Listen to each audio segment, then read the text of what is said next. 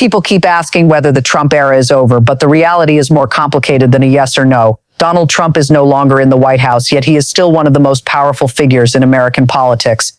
Very few former presidents continue to dominate headlines, voter emotions, and party direction the way he does. Even without holding office, his name still drives conversations, arguments, and political strategies across the country.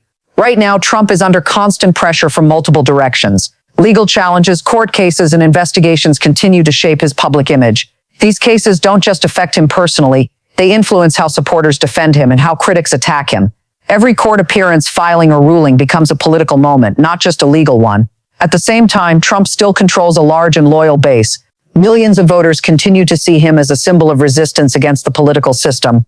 This support keeps him relevant and makes it nearly impossible for his party to fully move on. Even politicians who criticize him are often forced to talk about him, which keeps his influence alive. However, something has clearly changed. The Trump era is no longer loud in the same way it once was. There are fewer massive rallies, fewer shock everyday moments, and more behind-the-scenes maneuvering. His influence has shifted from spectacle to pressure, shaping elections, candidates, and narratives indirectly. Inside American politics, there is also fatigue. Some voters want stability instead of constant conflict. Some Republicans want a future that doesn't revolve around one personality. This creates tension. Trump still matters, but not everyone wants to follow him forever. So is the Trump era over? Not exactly, but it is no longer at its peak either. What exists now is a transition phase where Trump's presence still affects outcomes, but his dominance is being tested by time, legal realities, and changing voter priorities. His era hasn't ended with a dramatic finish. Instead, it's slowly being challenged, reshaped, and questioned. History usually decides the end of eras years later, not in real time. And right now, America is still inside that decision-making moment. And here's the part most people don't want to admit. If the Trump era was truly over, it wouldn't still shape every political calculation. Yet candidates still run for or against him, not around new ideas. That's not absence, that's influence. Trump no longer needs the spotlight to control the narrative. The narrative moves because of him. Every legal case against him creates two reactions: fear on one side, loyalty on the other. And that split keeps him alive in the system. Power doesn't always look like authority. Sometimes it looks like disruption that refuses to fade. Trump's biggest weapon right now isn't speeches or rallies, it's relevance. Even silence from him creates speculation, and speculation is power. When he speaks less, people listen more. When he appears less, the reaction is bigger. That's not decline, that's transformation. But here's the uncomfortable truth. Influence without control is unstable. And Trump is now fighting to keep control of his own legacy. Courts decide timelines, media decides tone, public decides memory, and none of those are fully in his hands anymore. That's why this phase feels different, more tense, more uncertain. The Trump era is no longer expanding, it's being tested. Tested by law, tested by time, tested by exhaustion. Supporters still believe in the symbol, critics still fear the impact, but the country itself is asking a quieter question now. Not do you love or hate Trump, but can America move forward without him? That question didn't exist before. Now it does. And that's why this moment matters more than any rally ever did. Because eras don't end when crowds disappear. They end when the system starts preparing for life after them. And right now, America is preparing slowly, cautiously, and nervously. The Trump era isn't gone, but it's standing at a crossroads. What happens next won't be loud. It will be decisive. And when history looks back, this phase, not the rallies, not the tweets, will be the moment that decided everything. And this is where the story gets even more uncomfortable. Because the most dangerous phase for any political figure is not rise, it's relevance without certainty. Trump is no longer fighting to win attention. He's fighting to define how history will remember him. Every move he makes now feels heavier because mistakes at this stage don't fade. They stick. The system isn't reacting emotionally anymore. It's reacting strategically. Courts move slower. Institutions speak softer, but their impact lasts longer. That's the pressure Trump is under right now. Not applause pressure, not rally pressure, legacy pressure. And legacy is ruthless. You can't tweet your way out of it. You can't rally your way around it. This phase decides whether a leader becomes a chapter or a cautionary tale. Trump knows this. That's why every silence feels calculated. Every appearance feels measured. Every statement feels defensive and offensive at the same time. He's no longer shaping the storm, he's standing inside it. Supporters feel it too. The energy is still there, but the confidence isn't the same. Critics sense it as well. They're not just attacking anymore, they're waiting. Waiting for exhaustion, waiting for distraction, waiting for time to do what opponents couldn't. Because time is the one enemy Trump can't confront directly. You can fight people, you can fight media, you can fight institutions, but you can't fight time. And this moment right now is where time starts asking its questions. Can his influence survive without constant conflict? Can his movement exist without him at the center? Can his era be remembered without rewriting itself? Those answers aren't clear yet. That uncertainty is the tension you're feeling, not collapse, not victory. Suspension.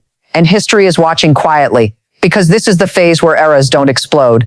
They slowly decide what they were. And here's the part that most people overlook. Eras don't end when a leader steps back. They end when people stop defining themselves by them. That hasn't happened yet. Trump is still the reference point. For loyalty, for anger, for fear, for hope. That kind of presence doesn't disappear quietly. But something is shifting beneath the surface. The country isn't reacting with shock anymore. It's reacting with calculation. And calculation is colder than outrage. Trump now operates in a space where every move is interpreted, dissected, and stored. Nothing is temporary anymore. This is the phase where history stops rushing and starts judging. Supporters feel the urgency. They know time matters now more than momentum. Opponents feel it too. They're less emotional, more patient, because patience is powerful. The Trump era used to thrive on chaos. Now it's being measured by consequences. That change alone tells you everything. This isn't the end, but it's no longer the beginning. It's the moment in between, where outcomes are decided quietly, where legacies are locked in without announcements. And that's why this phase is more important than anything that came before it. Because when the noise fades, what remains is what history keeps. And history doesn't remember volume, it remembers impact. And now comes the quietest part of the story. The moment where nothing dramatic happens and everything changes. Trump no longer controls the pace. The pace controls him. That's the shift nobody announces. This phase isn't about winning arguments, it's about surviving time. Every day that passes without a defining moment adds weight to the question hanging over everything. What remains when the spotlight finally moves on? Because attention is temporary, but memory is permanent. Trump's challenge now isn't relevance, it's permanence. Can his ideas outlive his presence? Can his movement exist without constant conflict? Can his name stand without daily reaction? Those answers aren't written yet. And that uncertainty is the tension people feel but can't name. This is the stage where leaders either become footnotes or foundations, where history decides whether a name fades or turns into a reference point for generations. There's no crowd cheering here, no breaking news banner, just time doing its work, slowly, relentlessly.